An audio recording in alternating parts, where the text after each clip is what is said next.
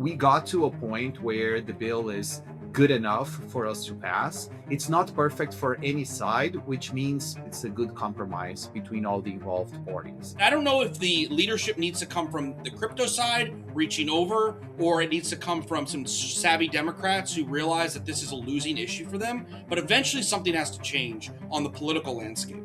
I say that there is a law that every big regulatory milestone in crypto needs to come with a lot of drama.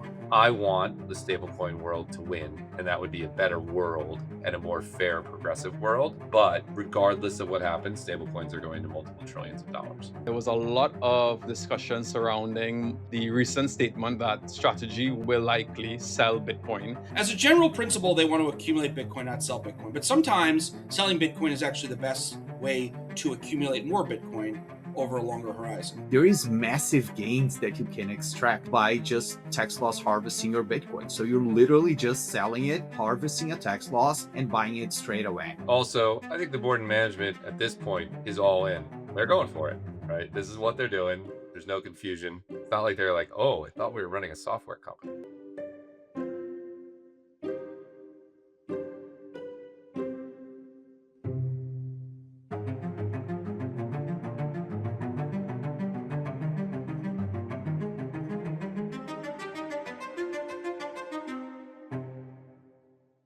As always, note that none of the information discussed constitutes investment advice or any offer, recommendation, or solicitation by Blockworks, Galaxy, Bitwise, or Anchorage, or any of its affiliates to buy or sell any securities. Hey everyone, welcome back. I am your host, Mark Arjun, and I'm joined as always by my lovely guests, Matt Hogan, David Lawant, and Michael Marc Antonio. Guys, how are we doing? How are we feeling? Doing great. Feeling good. Feeling good, Matt. Love the new background. Yeah, I'm visiting back home, and I put up the a very badly cropped image of the new Blockworks logo. Let me actually, so that nobody gets upset with me on marketing or anything, let me actually show you what the proper logo should look There like. we go. It looks good. Right. There we go. Looking good. Beautiful. Who came up with that? Yep. That's our brilliant design and graphics team. It's about, you can see the mountains in it. It's like a cave. It's about uncovering data. I really don't want to butcher it anymore, but it's really lovely, and they did a fantastic job on it. But yeah, I love it. It's also true that all crypto companies with black and white logos are just juggernauts and can't. Love it. Okay. Let's get kicked off. I know we wanted to start this off. I mean, this has been all over my newsfeed. This is something I'm studying a lot, which is the Clarity Act and the Senate Banking Committee. Well, the markup is there. We've had the new version of it. It's due tomorrow, Thursday the 14th. And I was looking at, I've been reading through literally line by line the Clarity Act. I reached like Title 3. There were 6 titles. And now there are 9 titles, and they've taken out a bunch of stuff from the original document, like the maturity, mature blockchain. That framework is gone. They've removed the CBDC, the anti-CBDC legislation and stuff. So, and there's some other changes. So, let's just kick it off. Like, maybe we can run through it point by point and get your thoughts on it. The first one I want to ask about is the last thing I just said, which is the removal of the anti-CBDC. Like, a lot of it is gone. I'm kind of thinking of it as last time we spoke about this, there were a lot of stuff that were in the bill that I was questioning, should this even be in the bill? And I think this is my guesstimate here. The removal of it is because it's not even like the Fed is looking to or has said anything about making a CBDC. So they're like removing stuff about like future potential issues and trying to just get down to what's relevant right now. I don't know, and I know this one is a controversial take to remove this because it's kind of like anti the ethos of cyberpunks. But I mean, yeah, what do we think? Maybe Michael, you could kick it off. Yeah, sure. I think prohibitions against CBDCs in law are as strong and protective as Congress's ability to amend that very provision that prescribes CBDCs to take it out. In other words, like if we did succeed in getting a CBDC block in law, if the tide changed or if Democrats really wanted a CBDC, they could push for an amendment to that law that allows for CBDCs. So it's not like what really matters is whether the Fed wants to do it or not, right? If the Fed doesn't want to do it, it doesn't matter if there's a prohibition or not. I don't want to be too flippant. I do think that if there was a total prohibition on CBDCs, it would raise the bar for the Fed being able to do anything there. But as far as I know, the Fed hasn't talked at all about it.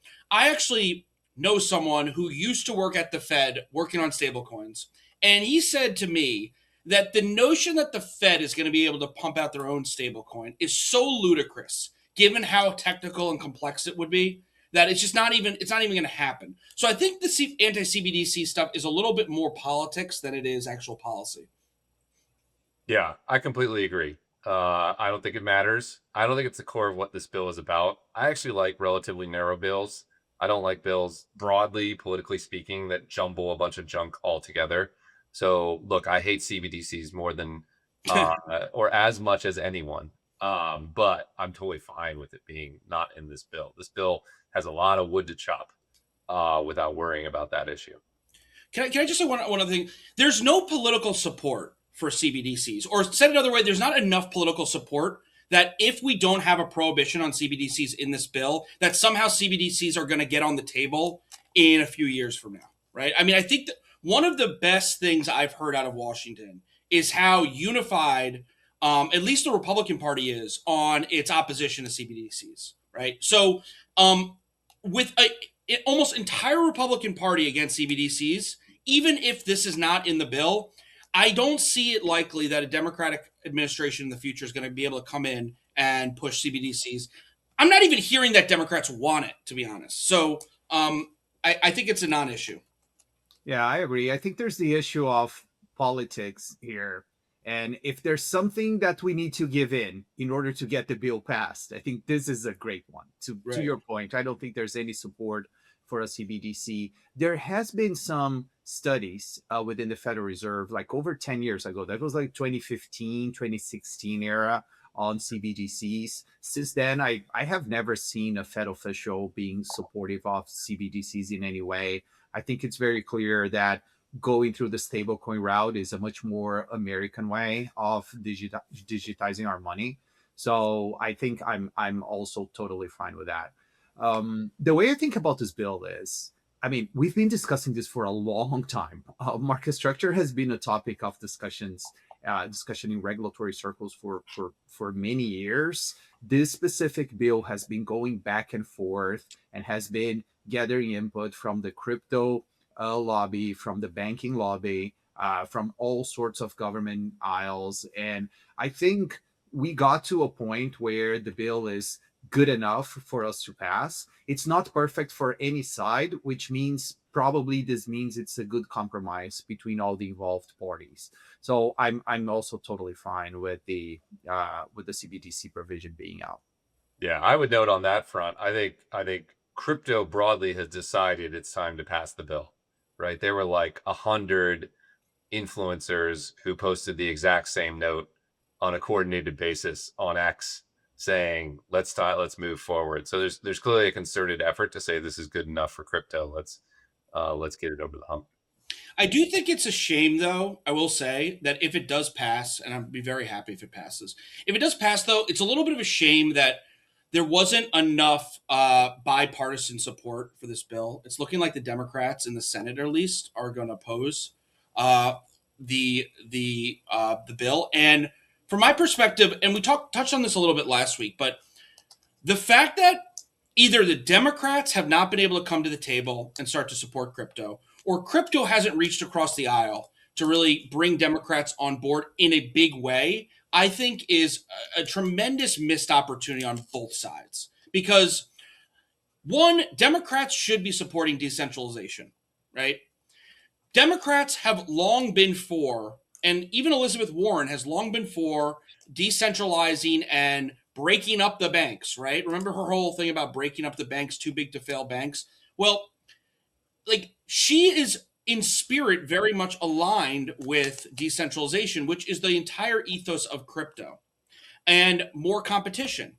So, you can't say that in healthcare there should be more competition, but in banking or in finance there shouldn't be. But yet that's exactly the position that you're hearing right now out of the Democratic Party, and it's quite disappointing. And I don't know if the leadership needs to come from the crypto side reaching over, or it needs to come from some savvy Democrats who realize that this is a losing issue for them, but eventually something has to change on the political landscape. Yeah. The one thing I highlight though is that to look at the bright side of things is that there is one aisle, and I would totally concede that it's a very powerful aisle of the Democratic Party that is very anti-crypto. But I do think that there is also an emerging side that is seeing this not only as a technology that they can embrace, but also seeing all the political advantages that can come with that, right? So all the super PACs and like all of that. I think a lot of the Democrats learn a big lesson that it might not be the best idea to be against hundreds of millions of dollars super PAC in a topic that is widely favored by society.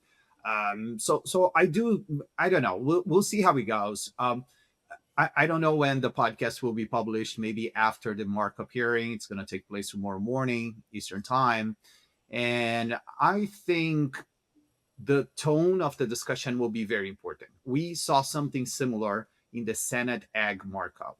It passed on a fully partisan aisle, so all the Republicans voted in favor, all the Democrats voted against, but the discussion was very friendly. So, like, it was not usually the back and forth that we see in today's politics. It was very much friendly and suggesting, "Hey, I'm looking forward to engaging this during when this goes to the floor."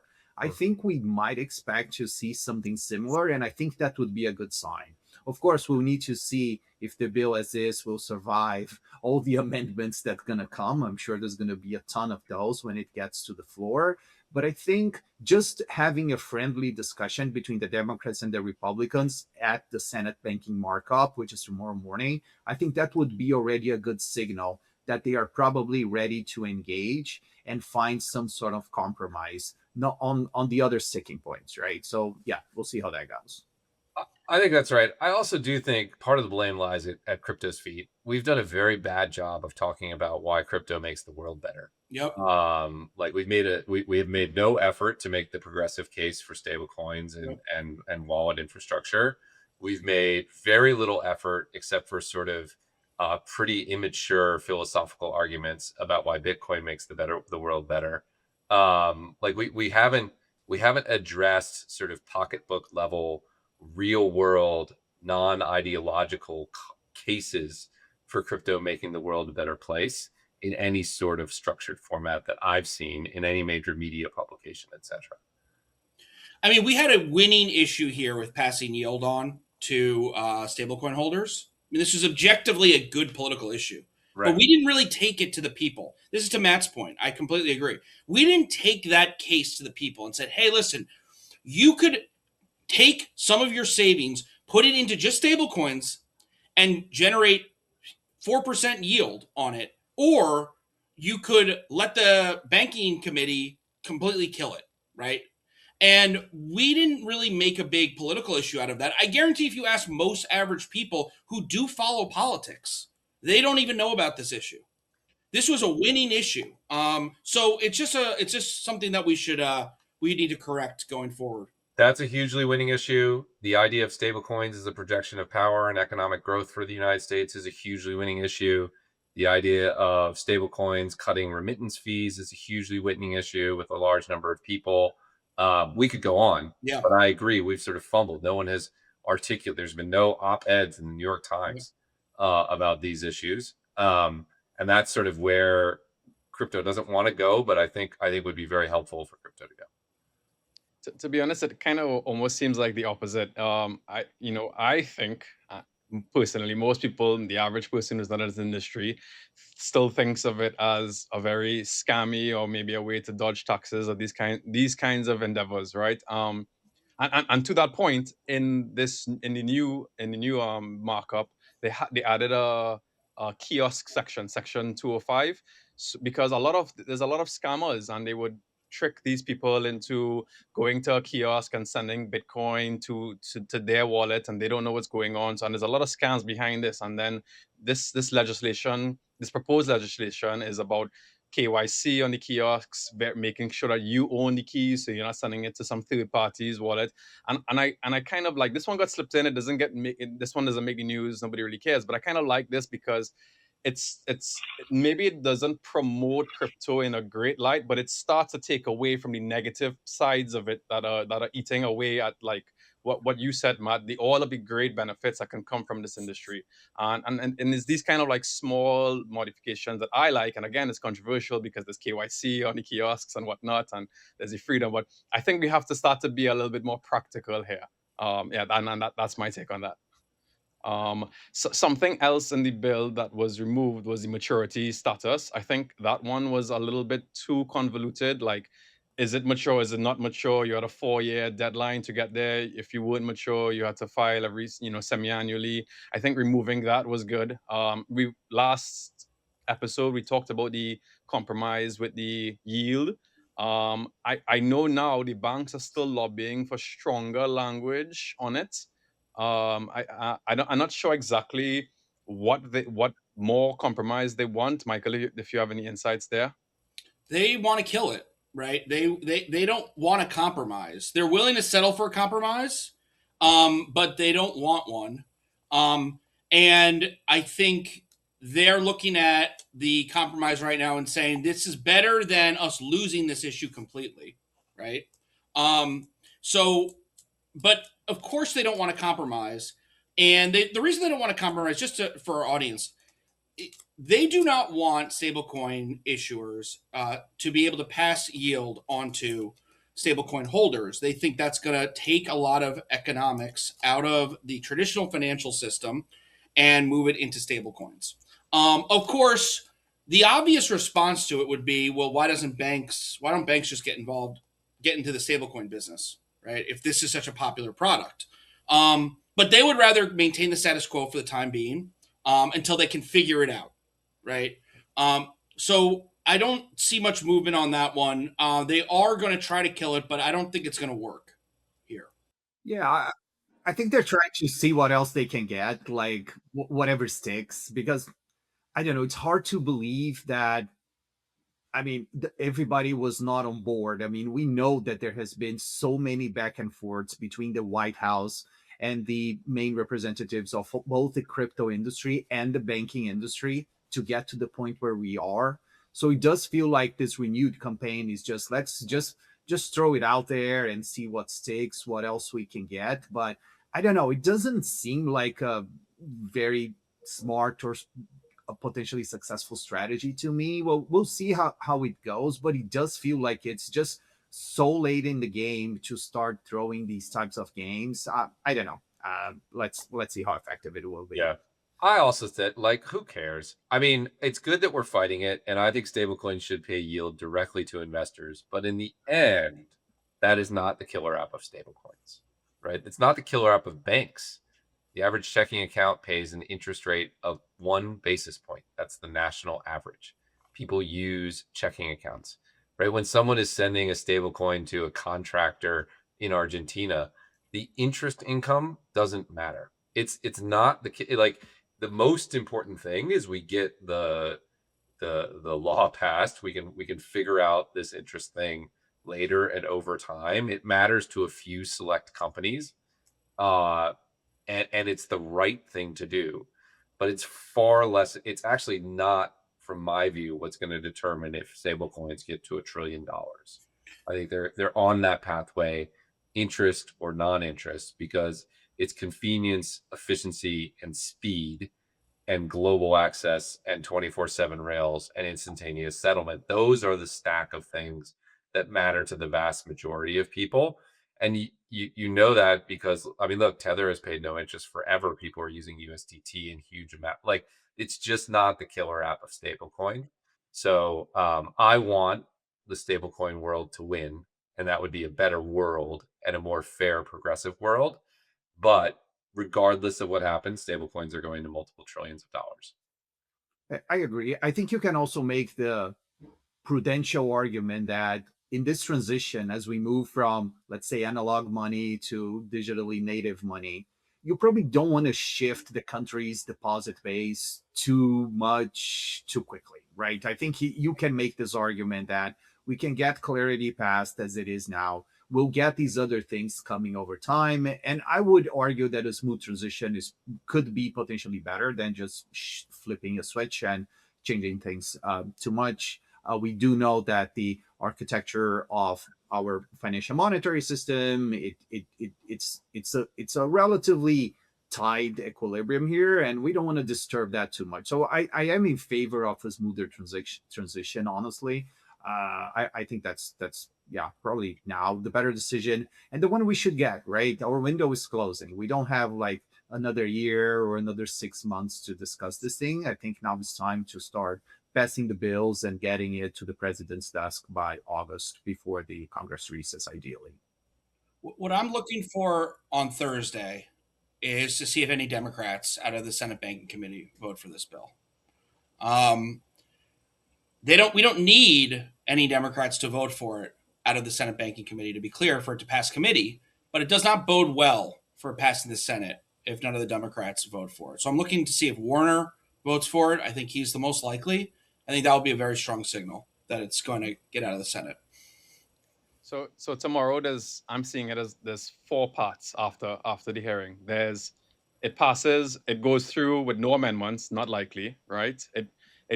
It has to make some amendments before it goes through and merge with the previous document and the agricultural, whatever, Secretary of Agriculture. What is it called? Senate. Anyway. Senate. Yes, exactly. SEGAG. It gets delayed again, or it just fails, right? And I think where the second one I said, where it does get some modifications and then passes through, and then what are the next steps after that? Then it goes to a floor vote, right? And then to the president. Well, no. Then it goes to a floor vote to get out of the Senate. Then it gets reconciled with the House.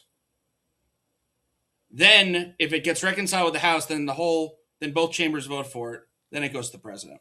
Yeah, there's definitely a reconciliation with the House process that needs to happen. I don't think this is going to be too hard, though, because it does feel like a lot of the discussions and a lot of the points that have been added on the original bill, the one that was, or let's say the bill that came from the House, I think everybody's more or less on board on those. So I wouldn't expect the reconciliation process to be too rough. But of course, I have this, I say that there is a law that every big regulatory milestone in crypto needs to come with a lot of drama. This was true in the spot ETF launch. This was true when the Genius bill was approved. I don't expect it to be different for clarity, and I think maybe this is our destiny. But I think we covered, or I think we surpassed a lot of the main sticking points. We'll see. I'm positive. Do you think that's true, David? Don't you think the end boss is ethics? Yeah. It's the ethics. I don't know. Would you say, like, in the sense that ethics is a bigger issue than the yield, stablecoin yield? Yeah, those are like skirmishes, and the Democrats are sitting on the sidelines, and they can either like lob the ethic grenade over the wall or not. But if they lob the ethics grenade, I do think it will rile up the Democratic side and make it very hard to get through. Yeah, that's definitely the next big sticking point. Let's see how it goes. I think probably the Republican side has also counter arguments to give. So things like the CFTC nominations, right? Remember that the CFTC is now being run by one commissioner, a great commissioner, but just one, right? So like there's let's get the Democratic nominations for the CFTC happening. If we want to talk about ethics, maybe we make this about something broader, right? It doesn't make sense to have an ethics provision only for crypto, like singling it as one asset class. Or maybe let's think about when the start date here could be. So I don't know. I think there's enough wiggle room, but yeah, fully agree. This is the next big sticking point. Well, Gillibrand said at consensus last week that the Democrats will not move on this bill without the ethics provisions in there. Now, the question is, what do those ethics provisions look like? So here's one version that's unpalatable to the Republicans. It just targets the president, right? That's a non-starter. That won't go anywhere. But of course, that's where the Democrats probably will start because it has the most political juice. I think it will start there, and then it will eventually be rolled back to a broad-based sort of ethics regulation targeting elected officials. And I don't see a reason. There's not a good political reason why that shouldn't be in the bill. I'm not saying there's a good reason for it to be, but there's not a good political reason to say, yeah, we can't have an ethics provision in the bill, right? Sort of like one of those things where if you say we don't want an ethics provision, you look unethical. So I see that probably getting resolved, but who knows? We'll see. Yeah, agree. I think there's a way that everybody will be able to claim some sort of victory on the topic, like both sides. Let's see how that goes. So you all don't see it as a grenade, as Matt called it. I think it's the next big milestone that we need to surpass. But I also, if I had to give odds on the Clarity Act passing this year, I would say we're over 50% now. We're at like, I don't know, 55, 60%. I don't even know where Polymarket is. Polymarket has it 60, 70, between 60 and 70%, right? Yeah. Last time I checked. No, that sounds right to me. I think it's more likely that it's going to pass. Not without drama, for sure, but I think we're going to see it happen. Yeah, interestingly, it dropped as soon as the updated version of the act was released to the public. So I thought that was fascinating. I don't know why, just probably more things to mull over and just more FUD, I suppose. Yeah, we'll see. Maybe it was the renewed banking lobby effort against it, which kind of also came at the same time. Yeah, hard to know. I think it's going to make it. But I think it's going to be tense. Okay, well, hopefully there's some positive news next time we reconvene next week. Next, I know we spoke about this maybe a few weeks ago. Stretch, the flagship product almost right now for MicroStrategy, aka Strategy, and the reason why we wanted to talk about this because there was a lot of discussion surrounding the recent statement that Strategy will be open and will likely sell Bitcoin, something that was vehemently said they would never do. But now they're opening the doors towards that, and there's a lot of mixed reactions about it. I know, Matt, you have a good take on this. I mean, look, I think it's good that they're willing to sell Bitcoin. I think the history of MicroStrategy suggests that you can't take "we will never" statements as gospel, right? They were never going to raise capital except above a 2x MNAV. They were never going to sell their Bitcoin. In 2013, I think Michael Saylor hated Bitcoin. So I think you should always take those statements as true for a period and then untrue. The way I think of MicroStrategy is that they have all these levers. They can issue stock. They can issue convertible bonds. They can issue preferreds that expire. They can issue perpetual preferred. I bet there are other instruments they can issue. At various stages, those are priced in different places. And I think the way to think of it is to think of like Michael and Fong sitting behind a giant dashboard and deciding which of those levers to pull to maximize the growth of Bitcoin per share, which no matter how much you hate MicroStrategy, they've grown Bitcoin per share over time successfully. And sometimes the lever to pull will be issuing Stretch. Often, I think that will be the lever to pull. Sometimes it will be issuing common equity to buy Bitcoin. Sometimes it'll be selling Bitcoin. I think the flexibility of it is good. That's why I think the market sort of shrugged. It was like, yeah, that makes sense. Sometimes you can sell Bitcoin so you can buy more later when conditions are more favorable. You should do that, right? God bless. So I think it was great that they announced it. I think it was great that the market digested it and didn't freak out. We don't have to be absolutists. We can be realists. And the way to judge them is, do they grow Bitcoin per share on a fully diluted basis over time? Yeah, and look how Stretch has just gotten so popular. Last time we spoke about it, it was around 6 billion. Now it's 8.5, pushing 9. And my instant thought when they put out the statement that they will sell Bitcoin, I was like, okay, because I was starting to get worried, because as Stretch got more popular, the cash on their balance sheet for these dividend payouts, that timeline, at first it started at, we have 2.5 years worth of cash to pay out all of our dividends and obligations. And now that Stretch has gotten so popular, that's dropped to like, I don't know, 17, 20 months, somewhere around there. And, so I was thinking maybe they would go back on something they said, maybe not to sell Bitcoin, but maybe earning yield off of the Bitcoin, through option selling or, a carry trade. But, selling Bitcoin, I think, is a little bit just easier, plain vanilla, and makes it a lot less complicated. And then also, Matt, to your point, like the net accretive, Bitcoin yield per share, if the $100 is used to buy Bitcoin, then, and that is sold to fund these dividends, let's just say the dividend was 10%. That's that Bitcoin for 10 years being sold, assuming Bitcoin doesn't go up in price at all at 10% dividend. So you can continue using these funds. So it's not like it's not like they're selling all of the Bitcoin that they're buying immediately. They're going to still continue to accrue Bitcoin, and conversely, selling Bitcoin is probably one of the best ways to continue to accrue Bitcoin. That's exactly right. As an investor, either in MicroStrategy stock or Stretch, do you want them artificially constrained? Do you want them to have closed a door forever that they will not open?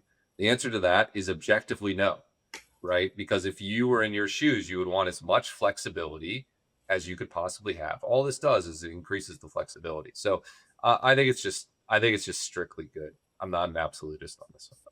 I agree. I would say it's an evolution of MicroStrategy's kind of stance toward the market. I agree with everything you guys said. And I would add on top of that, there are a few very legitimate use cases for selling Bitcoin. For example, tax loss harvesting. Matt and I wrote a paper, when was that, Matt? Like maybe 4 years ago, about how effective tax loss harvesting is for Bitcoin because of the profile, because it goes up for many years in a row, and then it has these massive drawdowns. Even if the drawdown, the more recent one, was not as big as the other ones, right? Maybe it was more like in the 45-50%, not like the 80% that we would see before.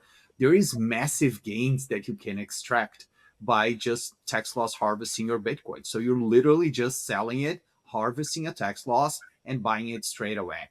So I think this doesn't change MicroStrategy's story. I would say, if anything, it improves. I agree with everything you guys said. And there are instances where selling Bitcoin actually makes sense in a long-term accumulation strategy. I just think it's strictly better too.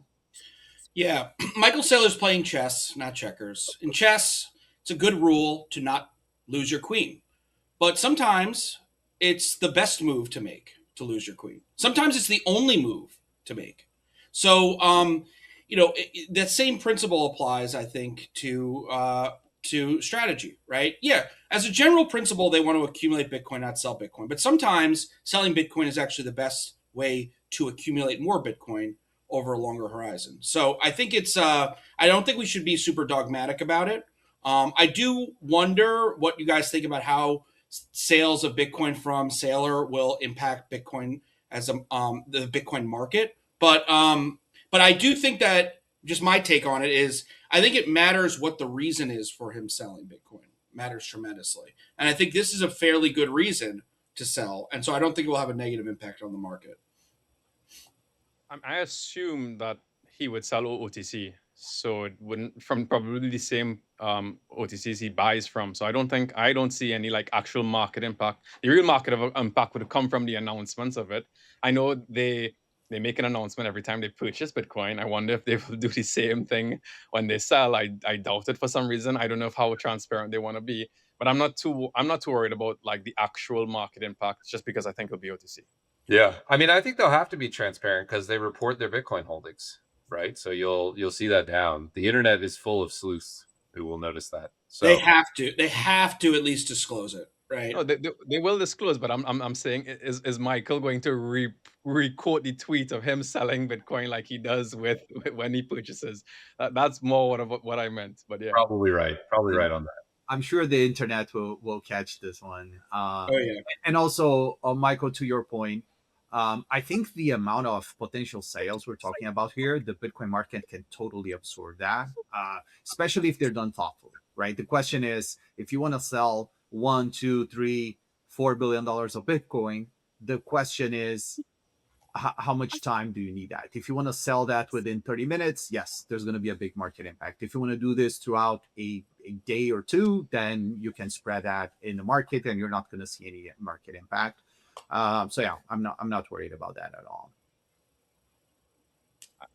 I wonder if sometimes it makes sense to even use some of the ATM using the money market and that perpetual machine instead of using those funds to buy the Bitcoin, use some of those cash to pay up the dividends. So you don't even need to sell the Bitcoin in the first place. But then I don't know if that would require, I don't know what that requires, board approval or just. No, that doesn't require that wouldn't require board approval. No? Okay, so they can just do that. What requires board approval is the authorization of new shares to sell.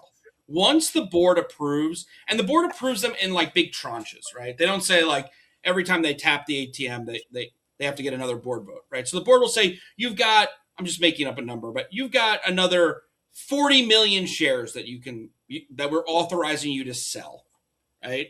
But then it's the business judgment of the managers, namely Saylor, to figure out once they sell those shares and receive USD in exchange for those shares, what they spend that USD on, right? So they could spend it on buying Bitcoin, as they historically have done, or they could spend it on issuing dividends, right? Yes. Yeah. Also, one reason why MicroStrategy is a very special case in this Bitcoin kind of big Bitcoin company accumulation strategy is that I think he has a big sway over the board. I haven't seen the composition recently, but last I checked, Michael Saylor has something like 75% of the voting shares. So not sure. I think he has a very good grip on the MicroStrategy board and management. Yeah, I think that's right. Also, I think the board and management at this point is all in. They're going for it, right? This is what they're doing. There's no confusion. It's not like they're like, oh, I thought we were running a software company. I think they're all in on it. Agreed. I mean, we've been praising, Sailor and strategy a lot here, and credit where it's deserved. I do think I want to highlight this risk here. So I'm just going to put up a chart showing Stretch's price over the last 30 days. And it looks like a huge drop, but the numbers on the screen are between 199 basically. But the point still stands, right? Because I mean, when you're looking at yield, maybe you're looking to sell 1% is just 1% off of your 11.5, which is 10% less, right? Thereabouts. But normally it takes on average 14 days ex dividend date, and that's why we saw this initial fall here on the 14th. The ex-dividend date is normally around the 13, 14, 15, depending on the month. And coincidentally, that's like tomorrow. But this one took nearly the full month to recover back to par at $100. And I did a correlation analysis on this, and a lot of this was actually a lot of the drop was the first initial drop was the ex-dividend date, and that just makes sense. That's corporate governance 101. But the next drop we see here in the middle was due to Bitcoin's price falling. So I mean, this instrument is still somewhat correlated to Bitcoin on the downside when it falls, and that is one risk that depending on what your duration risk for this investment is, that is or timeline. That's one risk that investors should keep in mind. Right. Yeah, I think that's well put. We've definitely seen that in the data. But shouldn't the theoretical expectation be that it hits par exactly on ex-dividend date if the market's in balance, right? I mean, like it's effectively building in that dividend and then X's and then goes back. The fact that it was getting to par in 14 days suggests that there was excess demand at this interest rate, which I think is why they were able to raise. So I think that should be like the neutral market expectation, is that it ramps to the exact point. Maybe I'm not thinking it through correctly. I'd be happy to be corrected by Mike or David. But your point that it reacts to negative moves is definitely right. You'll see those dips over time. I think what's happening is people want the dividends, and so they will hold it until the ex-dividend date, and then once they have it, they will sell, and that's what causes the initial drop. And then and then all they need to do is purchase it again before the next ex-dividend date, the next month. And so, I mean, and we've seen this literally every single month. It was getting better, but this, as the dividend yield increased, it was hitting par more quickly. But this one was, longer than usual for the recent data set. Yeah, 100%. The one thing I would highlight is I think both points are very right. That's exactly the rationale why moving from monthly dividend payments to biweekly dividend payments to kind of reduce the cycle a little bit.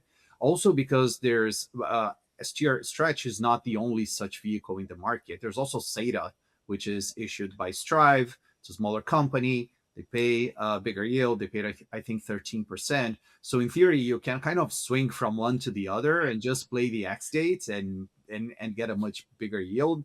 I think both MicroStrategy and Strive are moving toward biweekly payments, which I guess smooths down a little bit this process. And then in terms of the STRC price reacting to the Bitcoin price, that's a very interesting remark.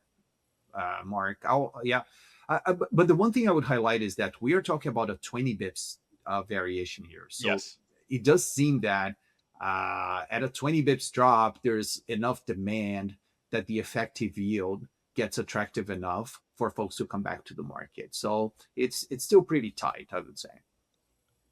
I like you brought up Strava. I was thinking, and by the way, the move to 2 weeks, I think it's going to start in June.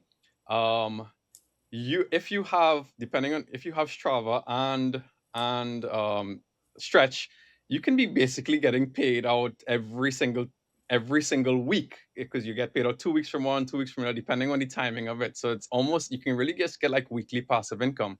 But on that note, they wanted to do it weekly, but apparently you cannot pay out dividends on a weekly basis. The minimum number of days is 10. And that was just too odd for them, so they settled with the bi-weekly instead. And again, I mean, if this was all on chain, if these were tokenized public equities, that would be no issue at all. But this is just one of those little drawbacks of the TradFi systems just creeping up when this new financial engineering comes. Was the issue at the transfer agent level? Good question. I don't know. That's interesting. Yeah, no, that's a good point. And it's a beautiful, I mean, this is a beautiful chart to see the market mechanism working. So like if you look at the left side of the chart here, Stretch was trading at 100. Post X date, I think it went a little lower, 99. If you buy Stretch at 99, you're effectively getting a much better yield. So that is what attracts demand and bring things close back to balance. So yeah, I very nice to see the mechanism working here. It's very cool. It also has a pretty good Sharpe ratio still. Yeah. Even despite that quote unquote volatility. I mean, we're still looking at 2.5, 2.6 Sharpe. So I mean, that's unheard of in most preferred equities. Crazy. That's crazy. This is a crazy chart. I haven't seen this. Damn. You got to tweet this, Mark. Okay, yeah, I'm gonna tweet it after this episode. Thanks. I like it. So I think unless anybody has any other last points on Stretch, we can close it off there. And wanted to talk about some other exciting news. Bitwise and Superstate. So maybe our in-house Bitwise resident can give us a little bit more clarity on what's going on there. Yeah, absolutely. Look, Superstate's an incredible firm.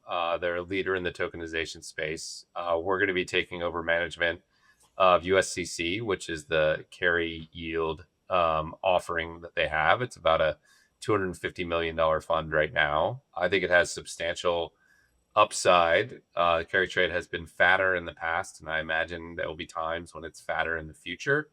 And we're excited to do it. It's our first major tokenized fund. So it's a part of Bitwise's increasing move on chain. You can see the direction of travel.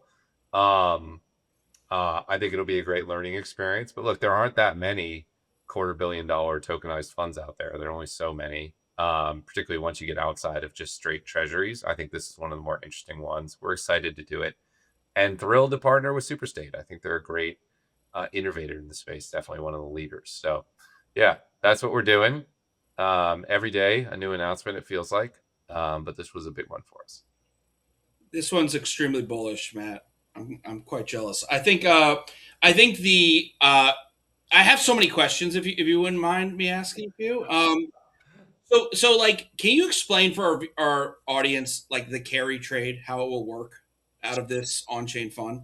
Sure, yeah. And unfortunately, you're asking them when I have like 3 minutes to go before I have to join an X Spaces on this very topic. We got to have another one then. We got Yeah, maybe we'll dig into this in depth. Yeah. But the idea of a crypto basis trade is at a simple level to go long the futures contract and short the crypto asset to arbitrage the spread, right? Futures often trade in a state of contango where the futures price is above the spot price, and so you can create a yield by structuring them that way. Right now, let's see, I'm looking at the fund mostly in ETH and Sol. Are you taking the funds out of the vault to buy futures, or is all of this happening on chain? I'm getting pinged right now. No problem. They sent the 5-minute warning, so I'm gonna have to. Let's go in depth on USCC next week. Yeah, for sure. We'll get to the very exciting. Awesome, very exciting, Matt. Congrats, love to see that. Matt. I appreciate it. That's awesome, dude. It's awesome. I'll be back. Good stuff. See you later, Matt. So I guess my questions on this, just to not be abrupt for the audience here, is, so you put funds in a vault that lives on chain, right? We've talked about vaults before. Just to recap, vaults are smart contracts, computer programs that live on public blockchains, and you put, let's just say, USDC in a vault.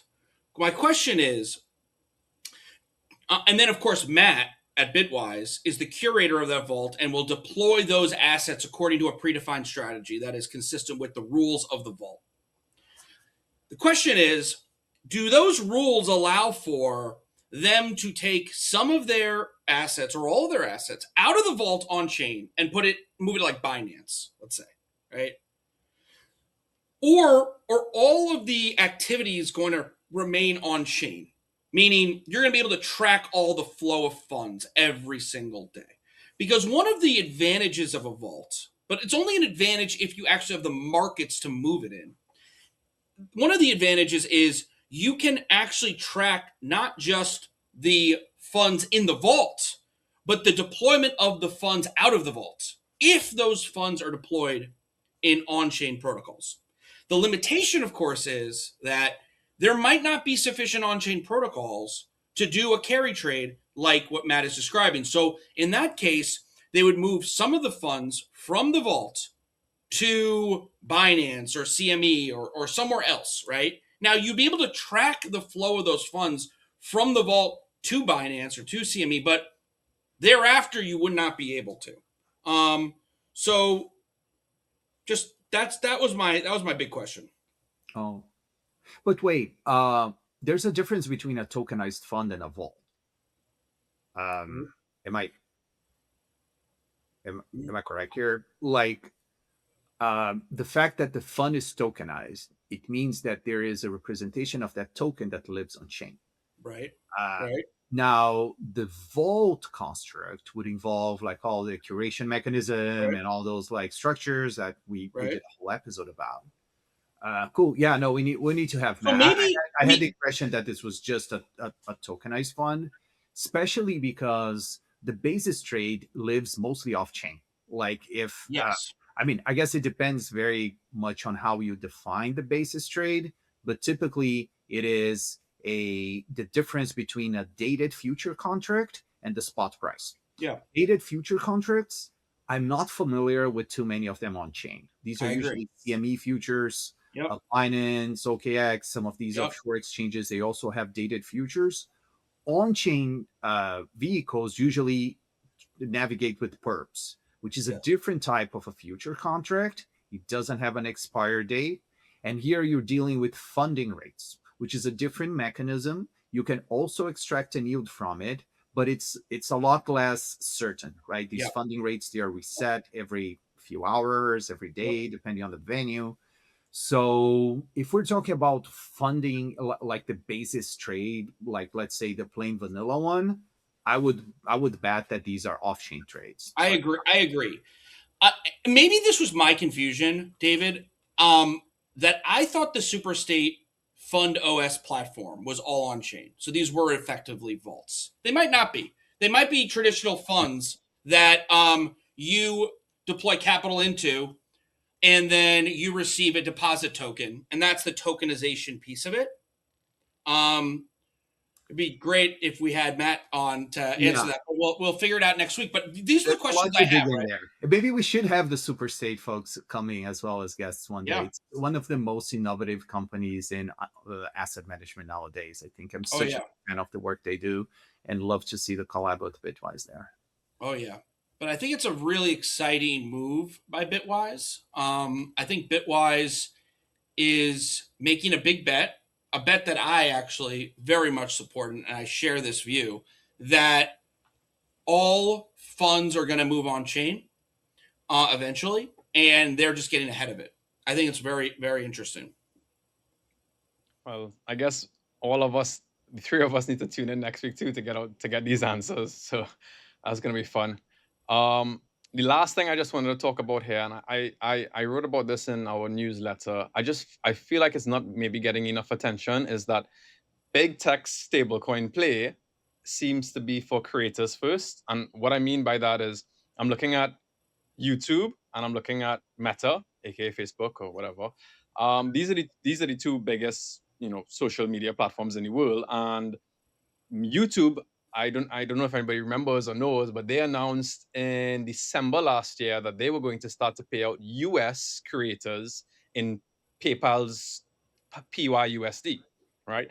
And then Meta announced, I think it was last month in April, they announced that they were going to start to pay out their creators from Philippines and Colombia using USDC, right? And just for context, and as we remember, Facebook also tried to create their own stablecoin, Libra, and then DM, and then regulators shut that down in 2022. But it's interesting that they're going now with using a third party, Circle's stablecoin, to pay out their creators, at least some of them, and they announced that they're going to do a more global rollout of this payout creator system, and it makes sense, right? Because creators, it's faster settlement, it's fewer intermediaries, it's dollar denominated, and if you're living in the Philippines, you're probably going to get correspondent banking fees, compounding at every leg of it and taking away from your end result. And so, this is an obvious no-brainer. Not to even mention, the FX spreads might be one of the issues. Hopefully that develops a little bit more on chain, but this is a no-brainer. But then Meta also said that they're not looking to create a stablecoin of their own. They put that statement out. I don't believe them. I've never believed Meta. They lie about everything. When it comes to like ad tracking and everything. I'm a shareholder because I believe in their bottom line, but not their ethics. So I don't necessarily believe them when they say they're not going to create their own stablecoin, or maybe they do a partnership. But for me, and I'll summarize it here, it's like what I said in the beginning. It seems like stable coins are being used first under the radar by creators with the big tech companies. Yeah. So I think that's right. I think if Meta is correct that they're going to expand their Colombia and Philippines distribution to 160 countries worldwide, I think they have something like I think they paid something like $3 billion to creators last year, right? Yeah. So if they do that with stablecoins, that would be arguably the largest distribution of stablecoins ever. You can just start to see the mass scale that when social media companies and tech companies start using technology as finance, how big of an impact that would have on the stablecoin market and crypto generally, right? I actually think it's tremendously bullish that they're using USDC to start. I agree with you, Mark, that they don't know if this program is going to be a success or not. So why create their own stablecoin in order to find out that it's not a success? Might as well use USDC for the time being, and then if it is a success, they can flip it to Libra 2.0. But I think it is bullish that they're going to be using Solana and Polygon for this, and I think that it's going to be a massive amount of capital that's going to flow on chain. Now, where that capital goes, whether it goes directly to wallets and then to USD, we'll see. Right? It might just be a net transfer, and then it results in them converting it into USD anyway. But it might not. It might stay on chain. That's a big opportunity for businesses to start providing services to these people that are going to be receiving curator rewards in USDC on chain. So quite exciting. And it's also, I would add, it's also on the heels of a bunch of other announcements that sort of, if this was like 2022, these would have been the biggest announcements ever. Yeah. But but they're like not even making news now, right? Like, so DoorDash and Western Union and Shopify and all of these other companies are going to be using USDC and stablecoins or launching stablecoins. And I think it's so obvious to me that this is going to be the new norm. Yeah, I think this points a little bit towards what are the new, let's say, or the fastest growing use cases that we might see going forward. Because today we see all those big numbers of how many trillions of dollars stablecoins turn over in a year. This is all great, but a lot of that is trading activity, right? So I want to say like 95, maybe 99% of all that volume is actually trading activity that happens because stablecoin is the quote asset of crypto, both in CeFi and DeFi. Now we have this payments use case that is starting to emerge, and I think the Genius Act helps with that. All the traction that we are seeing with companies also helps. And I think this is I think this will be a major growth driver for stablecoins, especially in the US. Yeah, exactly. That's very much the chart that you're showing here, Mark. I have to say I have a small quibble with some of these analyses because ACH and Visa and remittances are strict payments. Stablecoins are mixing trading and payment. Like if you include Nasdaq volumes here or New York Stock Exchange volumes, we're going to see that this number is in the quadrillions, not in the trillions, which is great. It means we have a long way to grow. But the point I want to say is, take for example, as an Anchorage, we've been issuing stable coins for a number of players, right? So we are the issuers of Tether's Genius Ready stablecoin in the US. Same for Athena. Same for Western Union. And same for others as well. So that kind of shows the the breadth of players that are coming into this industry, and I love to see this. I think I don't see why content creators should not be paid in stablecoins. It just seems like a much better experience, not only because you can do this with fewer intermediaries, but you can also probably start to streaming these payments a little more. Overall, I think stablecoins used for payments are going to be growing immensely, especially if you add on top of that, there's this whole agentic commerce, right? Maybe agents using more stablecoins as their preferred rails as well. I think this is a market that is just going to grow from here. I think the meta story here also is Bridge, or Stripe's acquisition of Bridge, and how good of an acquisition that was. Yeah. Behind every stablecoin payment that Meta makes, there will be Bridge. And so I think that's an untold story, or a smaller story, but still very important. Yeah, and I would say that everybody in the fintech industry, or even in the tech industry more broadly, is paying a lot of attention to that. Stripe held a conference called Stripe Sessions here in San Francisco just, I think, 2 weeks ago. I didn't go. I just met someone there, so I was there very quickly. But it was amazing. The number of people and the vibe is like, you would be. I think everybody here would be surprised at how much excitement there is about stablecoin as this fintech rail. I mean, just to tie this whole conversation together, that, you know, bring it back to the beginning for a second of what I said. I believe that these stablecoins, according to Meta, and according to some of these other fintechs, are going largely to unbanked regions right now, right? So the recipients of these stablecoins are in lower banked or unbanked regions. So we are bringing unbanked regions into the global financial system here, right, with stablecoins. This is a massive story, right? There's a reason, there's many reasons why Meta wants to do this, but one reason must surely be that it is difficult to pay out creators in Colombia and the Philippines outside of stablecoins.